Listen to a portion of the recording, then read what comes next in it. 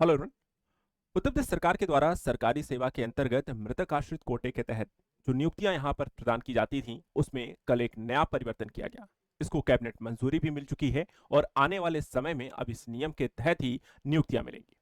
आज इस वीडियो के माध्यम से हम इसी मुद्दे के बारे में डिस्कस करेंगे कि आखिर इससे किस तरीके का प्रभाव पड़ेगा और इससे क्या क्या यहाँ पे लाभ या यहाँ पे चुनौतियां हो सकती हैं।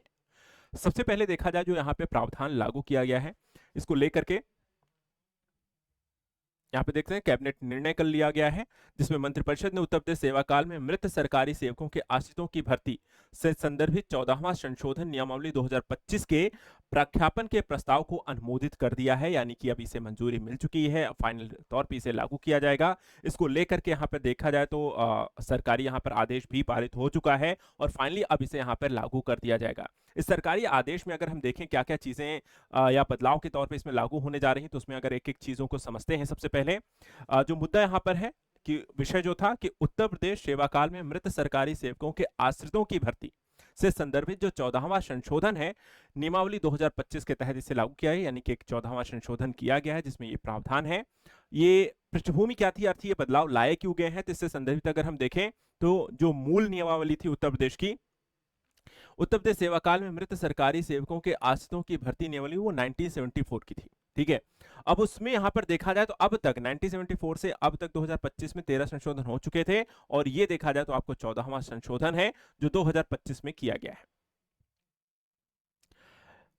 इस संशोधन के पीछे का जो तर्क है, न्यायालय ने देखा जाए तो एक डिसीजन यहां पर दिया था। उच्चतम न्यायालय में सिविल अपीलीय संख्या 6003/2021 में प्रेमलता बनाम उत्तर प्रदेश सरकार व अन्य के मामले में एक डिसीजन दिया गया, जिसके आधार पर 5 अक्टूबर 2021 के आदेश के अनुपालन हेतु यह संशोधन किया गया है। संशोधन का जो प्रावधान है वो नियम 5(1) में नया उपनियम जोड़ दिया गया है और इस नए उपनियम के तहत ही अब यहां पर नियुक्ति दी जाएगी। आखिर नया यहाँ पे उपनियम क्या है, इस संदर्भ में आपको बता दें।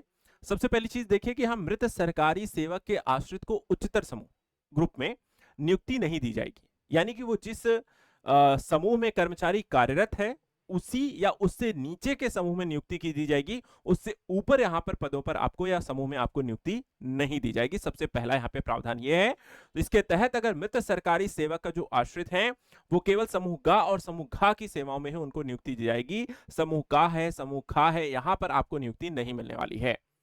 समूह क और ख की सेवाओं तथा पद पे उत्तर प्रदेश लोक सेवा आयोग या उत्तर प्रदेश अधीनस्थ सेवा चयन आयोग के अधीन आते हैं और इस कारण से यहां पर देखा जाए तो यूपी यूपीपीएससी के तहत जो नियुक्तियां हो रही हैं जो समूह क और ख की हैं उन पर नियुक्तियां प्रोवाइड नहीं की जाएंगी। संशोधन का उद्देश्य क्या है, तो देखा जाए तो भर्ती प्रक्रियाओं को न्यायसंगत बनाना है, स्पष्ट बनाना है और न्यायालय के आदेश के अनुदेश बनाना है।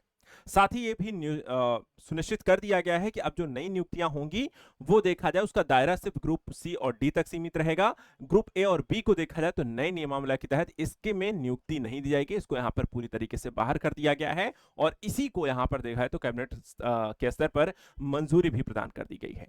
यानी आने वाले समय में अगर देखा जाए अब कोई भी सरकारी सेवक की सरकारी सेवा के दौरान मृत हो जाता है तो उसके परिवार या आश्रित में से किसी एक व्यक्ति को, महिला को जो पद यहाँ पर दी जाएगी, जो भर्ती यहाँ पर जो नियुक्ति आपको प्रोवाइड की जाएगी, अगर वो समूह गा में है या घा में है तो वहां पर आपको समूह गा और घा की मिलेगी। अगर आप सोचे समूह गा में है और वो का की मिल जाएगी या खा की मिलेगी, यहाँ पर उससे संदर्भित यहाँ पे राजपत्रित पदों की नियुक्ति नहीं दी जाएगी। तो उत्तर प्रदेश से संबंधित ऐसे ही इंपॉर्टेंट यहाँ पे न्यूज के लिए आप हमारे साथ लगातार बने रहें। फिलहाल आज के लिए इतना है। Thank you so much and good luck.